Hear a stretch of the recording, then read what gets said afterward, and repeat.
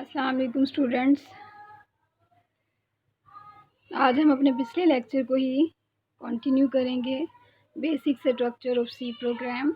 Basic structure of C program में हमने 3 parts देखे थे स्ट्रक्चर ऑफ सी प्रोग्राम के। Number 1 preprocessor directives, number 2 main function and number 3 body of main function या C statements.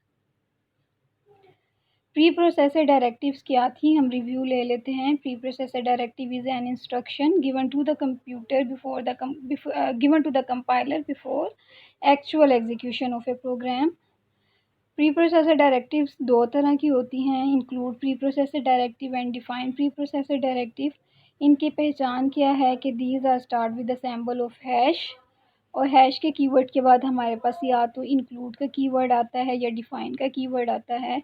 Include preprocessor directives क्या हैं? Include preprocessor directives इस्तेमाल होती हैं हमारे प्रोग्राम में हेडर फाइल को इंक्लूड कराने के लिए।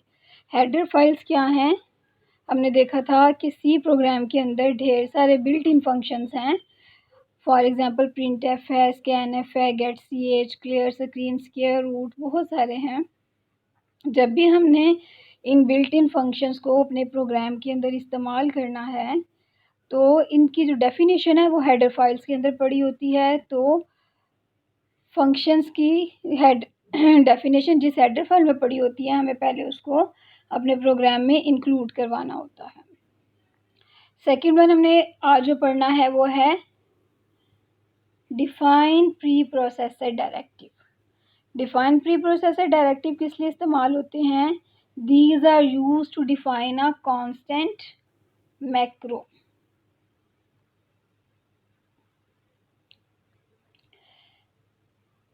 ये हमारे प्रोग्राम के अंदर कांस्टेंट को डिफाइन करने के लिए इस्तेमाल होते हैं।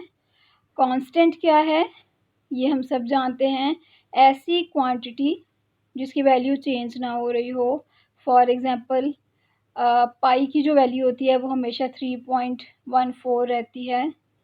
जब भी हमने अपने प्रोग्राम के अंदर कांस्टेंट को डिफाइन करना होगा तो उसके दो तरीके हैं। एक तो हम प्री प्रोसेसर डायरेक्टिव की मदद से करेंगे, दूसरा तरीका जब हम वेरिएबल की डिक्लेरेशन, वेरिएबल की इनिशियलाइजेशन देखेंगे, हम उसमें डिस्कस करेंगे।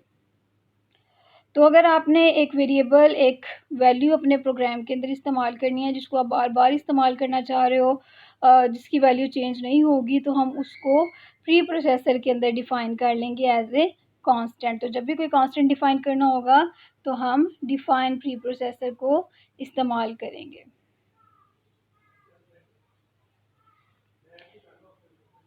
डिफ़ाइन प्री प्रोसेसर डायरेक्टिव को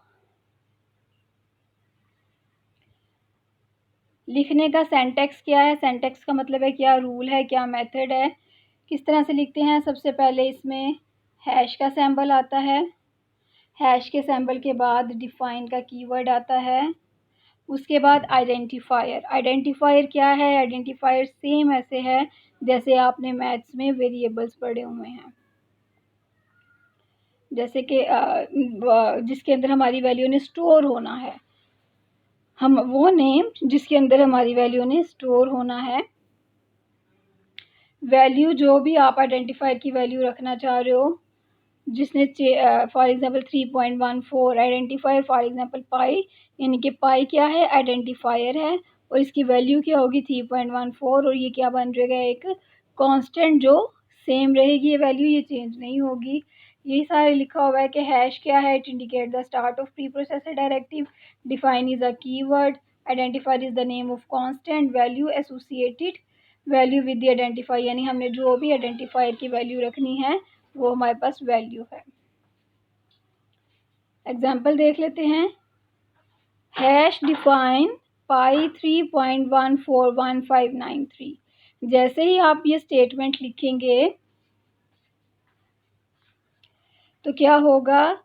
पाई के नेम का एक कांस्टेंट डिफाइन हो जाएगा और इसके अंदर वैल्यू कौन सी स्टोर हो जाएगी? 3.141593। अब आपने अपने प्रोग्राम में जहाँ जहाँ भी आप पाई को यूज़ करेंगे, कंपाइलर ऑटोमेटिकली जो है वो पाई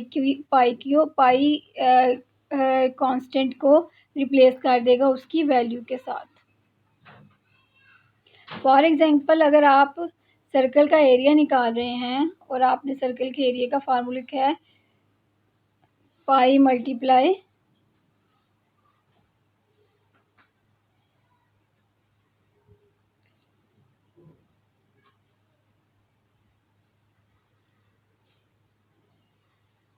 पाई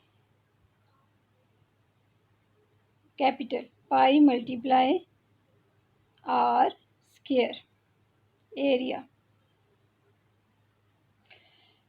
अब हमारा कंपाइलर क्या करेगा, पाई जहाँ जहाँ पर भी पाई होगा वो उसको रिप्लेस कर देगा 3.14159 के साथ। अब अगर आप ये एग्जांपल देखें तो आपको नज़र आ रहा होगा ए एक वेरिएबल है, आर भी एक वेरिएबल है और पाई जो है ए और आर हमने स्मॉल लेटर्स में लिखे हुए हैं और पाई को हमने कैपिटल लेटर में लिखा हुआ है। आप कांस्टेंट को भी स्मॉल लेटर्स में लिख सकते हो, लेकिन सी में कन्वेंशंस होती हैं, कुछ चीज़ें रिकमेंड होती हैं कि जब भी आप कांस्टेंट को डिफ़ाइन करते हो तो आप उसके तमाम लेटर्स को कैपिटल लिखते हो। तो जब भी आपने अपना कांस्टेंट डिफ़ाइन करना है तो उसके अंदर आपने तमाम जो लेटर्स हैं उसको कैपिटल लिखना है और वेरिएबल को कन्वेंशनली जो है वो हम स्मॉल लेटर्स के अंदर लिखते हैं। ठीक है, अब ये जो पाई है इसकी वैल्यू ने हमेशा 3.1411593 रहना है। आर की वैल्यू जो है ये चेंज हो सकती है because it is a variable.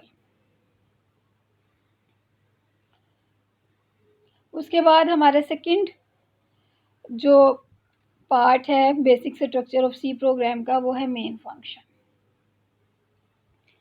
Main function क्या है, main function is the place where the actual execution of program start. यहाँ से हमारे प्रोग्राम की एग्जीक्यूशन शुरू होती है। ये आपके एमसीक्यू में भी आ जाता है।